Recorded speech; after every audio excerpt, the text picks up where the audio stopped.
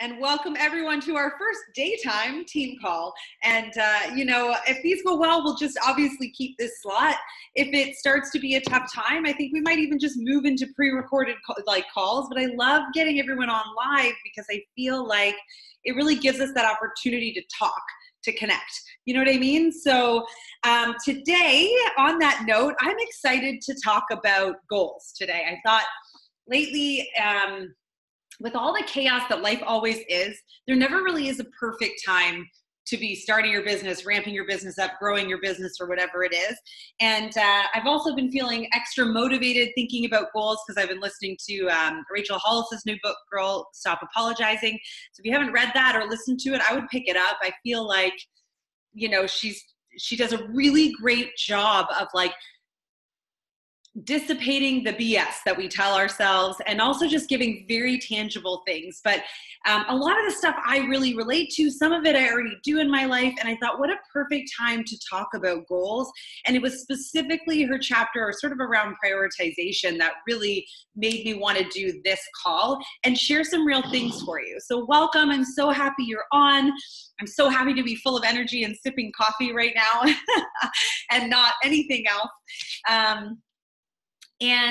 So tonight, as we talk about goals, and as I said, what I really wanted to discuss around it is sort of some stories and some feelings that I've had around goals and how it impacts us here. Because I think, in fact, I know that half the battle of achieving a goal is our actual decision and commitment to it. And I know this because I've seen it time and again in other areas of life, but specifically in coaching, being a coach now for, get this, coming up on 6 years, I have seen people come in with one toe in the water and toe in, toe out, toe in, toe out. And there's nothing that breaks my heart more than seeing someone go all in for a month or two and then step back out, and then go all in and then step back out. Because any business requires a lot of energy to get, like an airplane, to get that airplane up off the ground. And the moment it's up there, you can ease off a little, right? You don't have to have all that energy and effort to put it in to get it up. But if you're half up, you put all this energy in and then you're half up and then you're down. And then you have to put all this energy back up again and half up and down. And in this industry, it's even more difficult because we're dealing with people and we're sharing things with people that is very focused around stuff that causes, guilt and shame. It requires a lot of trust for someone to open up and share the struggles they have in their body, in their health and fitness, in the other areas that this kind of impacts in their life, whether it's their sex life or whether it's their, the health of their children or whether it's the health of their relationship. And every time we start and stop, we break that trust. And so making that decision in terms of half the battle, that is such a critical piece. And that is a part that I can't do for you and no one else can do for me. But I do know that when I decided that this is what I was going to prioritize in my life and really lean into it, not for 6 months, but until I reached the goal that I wanted from this, things changed. And I've seen it again. I've seen it in many of you guys on this call. Things change in your business and the results that happen when you make that decision and you stop going in and out and in and out and in and out. And the thing is that we are all here on this call and anyone watching the recording because we have a goal for this business, right? We have this goal. And really, even though it might look a little different for everyone, at the end of the day, we have a goal that is shared, which is to grow an income-producing business. Can we all agree on that, right? That's why we're here. I want to grow a business that produces income and has an impact on other lives. It might look differently to everyone, but that is a no matter what goal. I think we can also agree that we have so many things going on in our lives. We all have relationships, partners or good friends or family that we're there for, children that we need to, prioritize in our life, ourselves that we need to prioritize.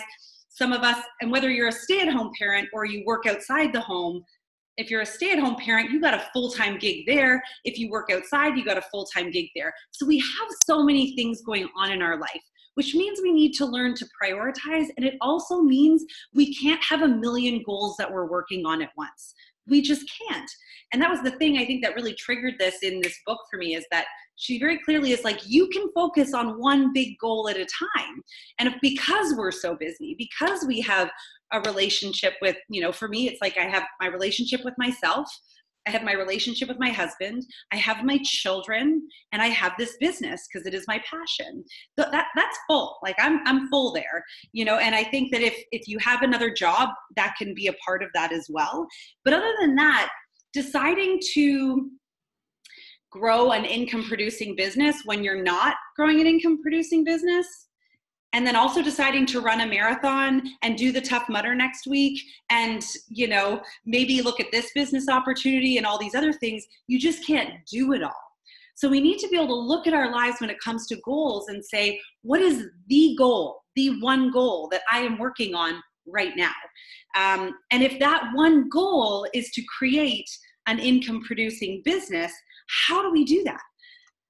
And because we know, again, that we have to be committed, we have to be all in and consistent with this, because you're always going to struggle if it's up and down and in and out and back and forth.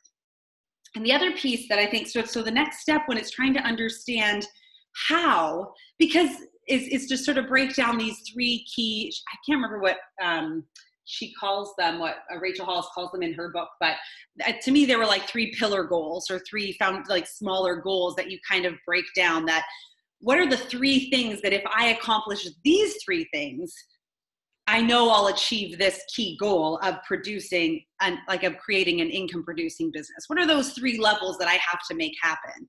And in this business, those things are like the third thing, the closest thing is get coaches, right? Like you have to help other people create an income producing business in this business. The second thing is, how do I get customers? I need to get customers. So we have to have customers to help them, right? And to produce income and to make that impact. But the very first pillar that I think a lot of people miss is being a product of the product. And I think this is where a lot of people, we all kind of get stuck, is that you can't get customers. You can't get coaches if you don't have customers. You can't get customers if you are not making a habit of your own healthy living. Not because you have to have a before and after, no, but because you have to have a solid habit in the things that we're telling other people need to be a solid habit. Does that make sense? So if you are stuck in whatever goal, when you're breaking down this goal of I want to create an income producing business, the very, very first thing that needs to happen is my health a habit? Do I push play 5-6 times a week on a program that I am going to tell people works? Because it's not just about knowing it works, it's about believing it works for us. Am I fueling my mind with the things that's going to keep me positive and excited every single day? Am I drinking my Shakeology every single day? Am I eating with these, in balance with the 2B mindset or the containers every single day? Because this is how we're teaching other people to live their healthy and fulfilling life. So if we haven't made a habit of this number one piece, there is no point in going on over here, because you can't teach other people to do something that you don't know how to do yet. Does that make sense? Our goals need to be layered like that. So my point with this, and I think it can be different, because even though all of us share this goal of how to grow an income producing business, might also look different. And Michelle, I'm going to totally call you out here on the call, but Michelle's been around for a while now. She knows how to get coaches, she knows how to get customers, and she knows how to be a product of the product. Those things are now habits and consistent in her business, so that she can actually focus on another goal now. It could be, and I know you've shared with me, so I hope it's okay that I say, like, growing her email list. Her main focus right now is growing this email list. I'm sure she has a number in her head, and she's got sort of 3 pillars that she needs to follow in order to grow that list. But that list wouldn't matter if she hadn't locked in these other 3 pieces. And for a newer coach, those are the 3 steps that need to get locked in very, very first, right? We need to make sure that, is my health a habit?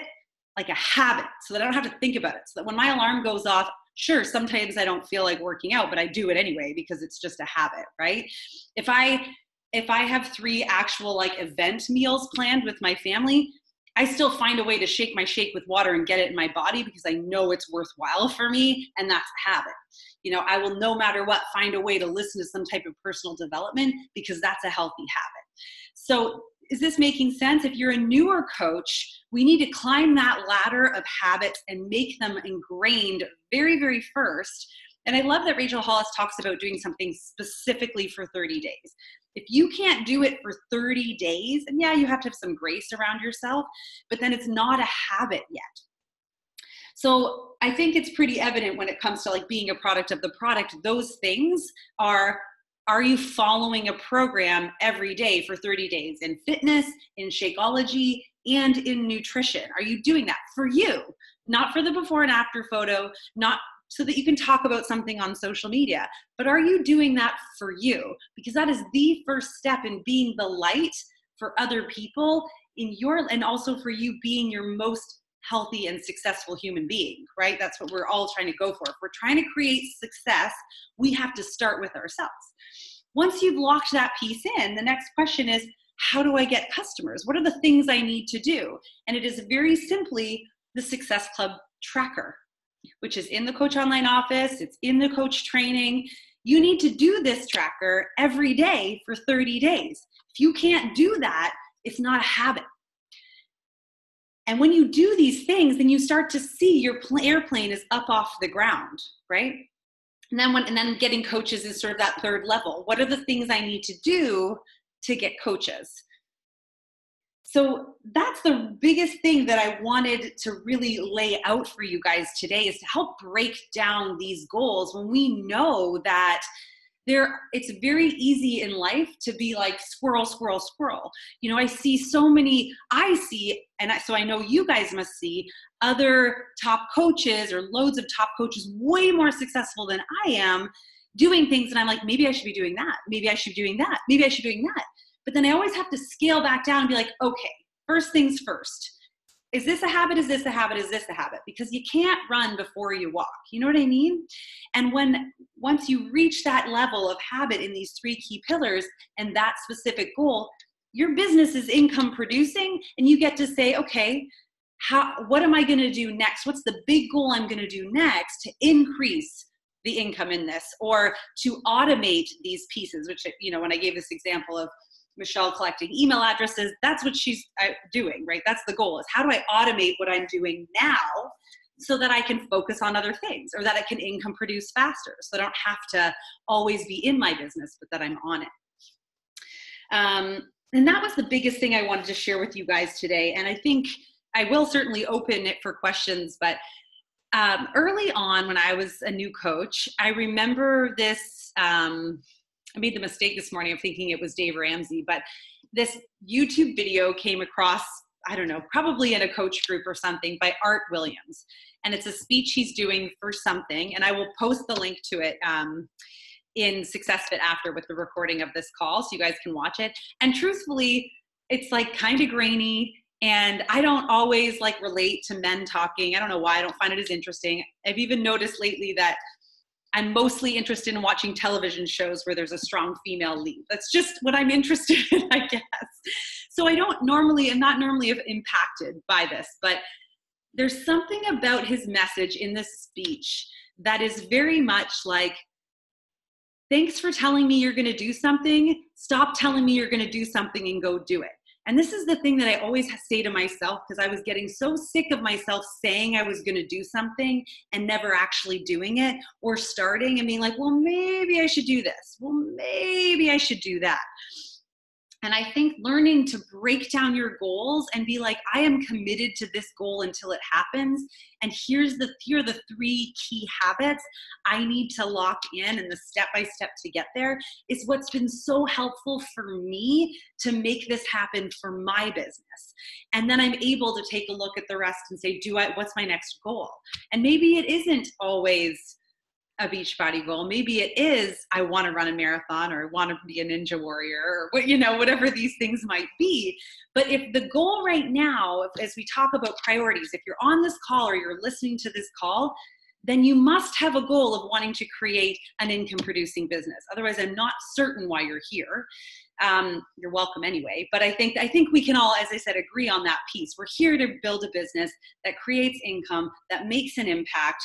And this is the way it happens. One 30-day pillar goal at a time. And so I want to empower you and encourage you guys to watch this little video that I'll post after, no matter how grainy and random it is, and take that message to your heart to follow what you need in order to walk before you run. And I think you'll be amazed at how quickly your business goals start to happen when you achieve those things 30 days at a time and you make them a habit for yourself. Is it easy? No, but our role is to show other people what is possible, not to make up our own new system. And I know this because I struggle a lot with the nutrition programs, like with following anyone's nutrition. And I watched myself, I was 3 weeks into Ultimate Portion Fix, thinking like, this is totally working for me and it's awesome.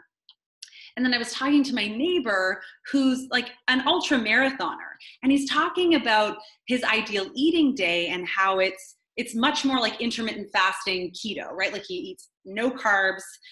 And I was like, maybe I should try to do that. Maybe I should try to mash these together and incorporate. And then I was like, what the hell, Bria? Why are you trying to fix a system that already works? You know what I mean? Like, we don't need to mash things together. Take what the expert has given us, follow the system, and set yourself free. So I don't know if any of you guys can relate to that piece of trying to do, well, oh, maybe this is interesting and maybe I should do that. Maybe that'll make my results better. Maybe I'll feel better. When we all know that one thing done for longer periods of time is what brings optimal success. If you truly do these steps, each one for 30 days, and you're not getting any results, that's when it's time to look back and be like, okay, time to like pivot and try something new, or time to tweak and figure out what's going wrong. Well, that was a lot of me talking. Sorry, guys. Anyone have any questions, any thoughts, anything to add on this topic? Does it resonate? Does it make sense? That's good. I'm glad. This is how I talk to myself in my head. So if it gets, I hope it's not bossy, because for me, this is the way I talk to myself when I'm going through something, and recognize like, okay, whenever I start to drift off and fall into the comparison game, or wonder like, maybe I'd be better off doing this, or maybe I'd be better off at doing that, it always reminds me like, wait a second, I've put so much time in over here. I need to go back to these basics and make sure that I'm nailing these things. And without fail, whenever I go back and make sure that I'm nailing my product of a product for 30 days, squirrel is right, Mary, exactly. When I know that, when I go back to that, people just come to me naturally. Why? Because it's oozing out of me in a very natural, light way. I'm not having to try. I'm not having to make something up, because it becomes very easy to talk to people when my head and my body and my energy is all aligned and feeling really great, because I'm making it a habit for 30 days. Likewise with, hitting Success Club and getting customers, it all happens very naturally when I'm doing those behaviors every single day, and it becomes less effort. Any other questions here? Oh, Michelle, yes. Do you want me to unmute you? I'll unmute. You're good. I apologize for the background noise. I think because Bria and I both came from a large franchised business, and we saw a lot of people, young franchisees, come into the business, and we were responsible for training them. And the thing that always the people who struggled, just like in this, had in common is they didn't follow the system. And we saw it over and over and over again, where people thought they were above something that had been working. When we were in it at the time, it was like almost 40 years. And people thought they could do it better. And it's just like, are you serious? Like, people have been doing this for 40 years exactly this way. So don't reinvent the wheel. Obviously put your own like pizzazz into it, but don't reinvent the wheel, man. It's already rolling. Just make it roll faster.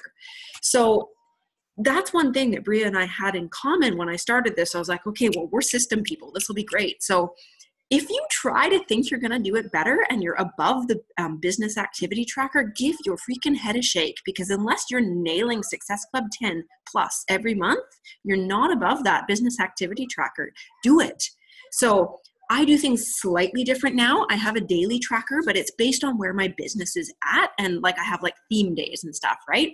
But the thing that got my business now to where it is, and I'm almost 2 years Success Club consistently, in May it'll be 2 years for me, is I did that business activity tracker every single day that I was working. So Monday to Friday. It wasn't glamorous, but I did it every day. And what did I do first? Always the income producing activities, always. So yes, exercise and all that, totally agree with you, Bria, like on board with you 100%, but it was always doing what it took first, foremost, every single day to hit Success Club. If I wasn't at Success Club 10 yet, that's the first thing I did. That's everything I did was first to nail Success Club, nothing else. I didn't check in with groups. I didn't do all that. That was after. Income producing activities first. If you don't have Success Club nailed, you should be stressed out. I love that. I think that's so true. And I love that example of, you know, we've got this system, and I think you're right. I think there's actually two types of people. We have the people who are like, oh, I can do this better. And then I think, and I actually end up falling in this other category more often, where it's like, you know, we know that this is where we want to go. Can we see this? And this is where we are. And this is the straightest way. Kind of difficult though. So it's like, well, maybe I should try to go over here. This might be an easier path. But in the end, you're like all over the place before you actually get where you need to go. And you're exhausted before you even get there. So instead of trying to do, like, it's like going on a lion hunt, right? Like, you gotta go through it. It's gotta go through the muck, through the mush, through the like reeds and weeds and scary things. Like, there's only one way. Otherwise, you're gonna get lost, exhausted, or run out of energy in the process, because we have so many other things going on. No one on this call is an 18-year-old fresh out of college with no other responsibilities. No. I have to say something or I'm gonna burst. Okay, go. It's totally gonna be a Michelleism. If you're on a lion hunt, go for the lion. If you're on a lion hunt, all you should be thinking is, where's the lion? Not, ooh, there's a pretty bird. Bang, let's shoot the bird. It's like, no, go for the goddamn lion right now, first, and nothing else matters. That's a really good point. That's a really good point. If you're on a lion hunt, you should only be focused on shooting the lion or getting the lion. That sounds awful. Yeah, you know what I mean? Yeah. This is yeah. We're not going to shoot. Two vegetarians here talking about that. Who else has something to say? Anything they want to share? I'll shut up now. No, I was just going to say one thing. Yes, Sabrina, let's hear it. Sorry, my husband's making his lunch, so there's like beeping in the background. I just want to say, like, I totally agree with the activity tracker. Absolutely. Do that first. Michelle, like, you say that over and over again about like doing the activities that make you money first. Totally agree with that. 100%.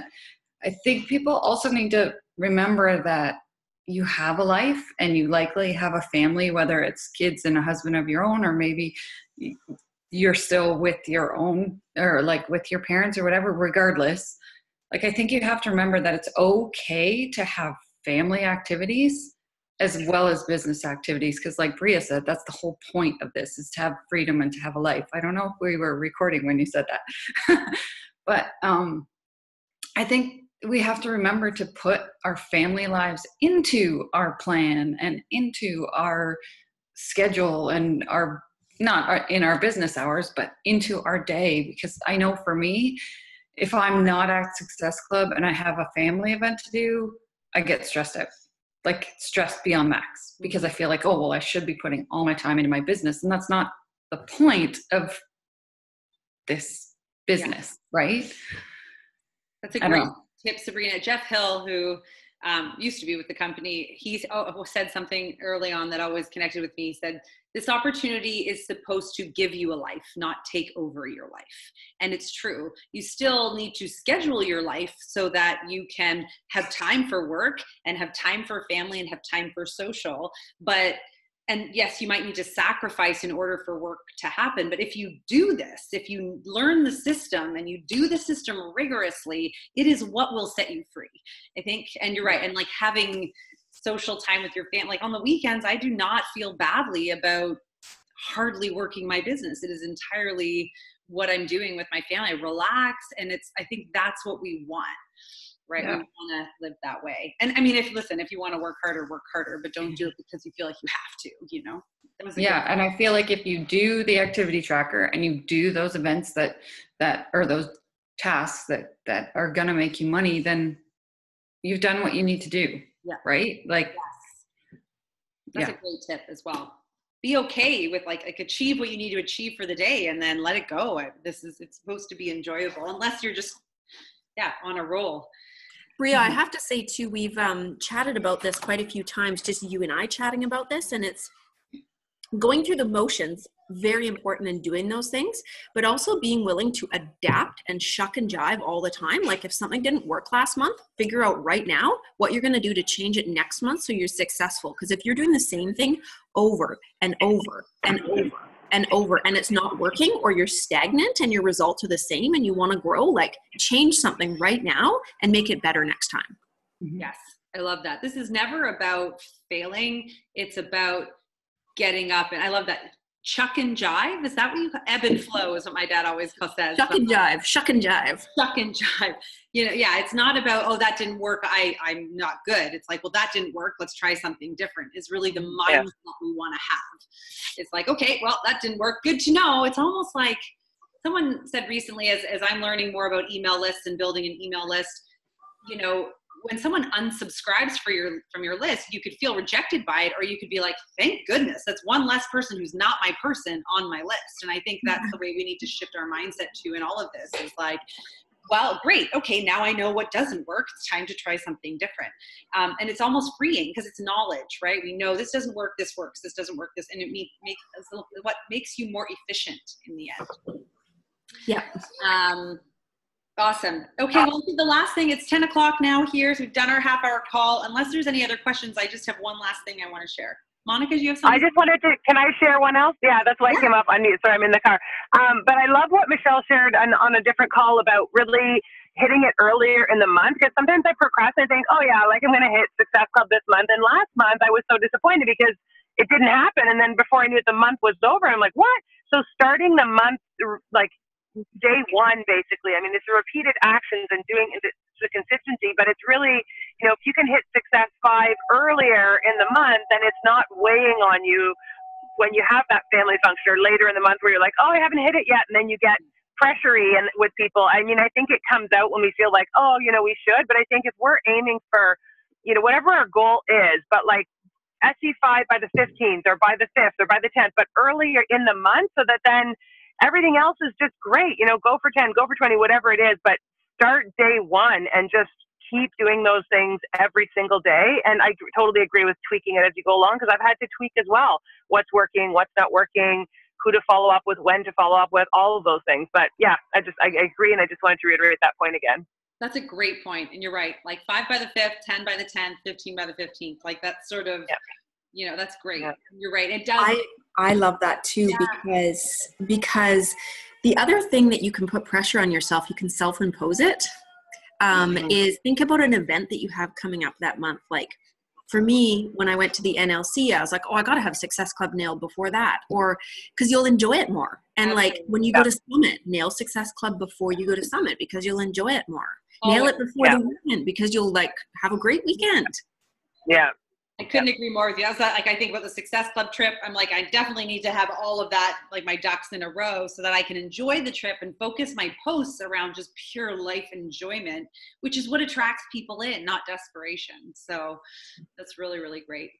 So I just thought I wanted to end the call with another, like, not to throw all these PD quotes at you, but I've been deep in my PD lately. And as I'm talking to you guys, this one popped in. So in Jeff Olson's The Slight Edge, he says, you have to be willing to do what other people won't to have what other people can't. And I think that just speaks to me so clearly to that lion hunt of going right through it. It's like, everybody I know is going to try to go around it. I'm going to go through it and I will get there. You know what I mean? It's like that tortoise mentality. Like, I'm going to go here in the straightest line, no matter what the hurdles are to get there, and I will get there as long as I keep going. And these are the great little pillars I want you to follow to get there. And so when you've achieved your 3 pillars that have helped you create an income producing business, then I can help you set that next goal. Or if you're stuck in one of these specifically, then I can help you in one of those specific areas. But if you're trying to do them all and none of them are habits, that's when you're just going to exhaust yourself. So have that mental picture of your lion hunt, of where you're going, and make sure you're going after the lion. I'm going to use that, Michelle. That was so good. Have a great day, you guys. I'll post this recording ASAP. I know I owe you last one. It's just on my other computer, so that's why it's taking me so long. But I will get it up.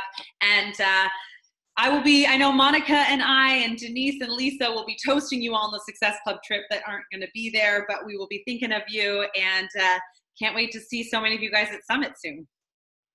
Have a great weekend. We'll talk to you next week. Bye.